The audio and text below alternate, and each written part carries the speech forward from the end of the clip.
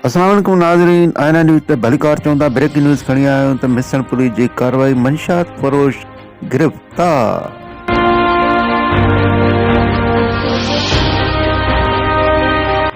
Mission police के छापे दौरान 100 लीटर शराब ऐं शराब ठाहिण जो सामान हथ आयो, तमाची गोली गिरफ्तार।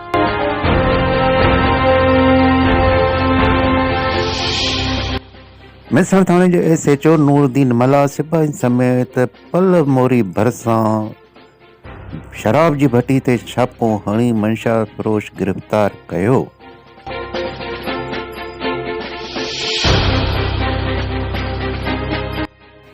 मिसन पुलिस गिरफ्तार मंशयात फरोश तमाची कोली ते मंशयात एक्ट तहत केस दाख़िल करे चालान करे छॾियो।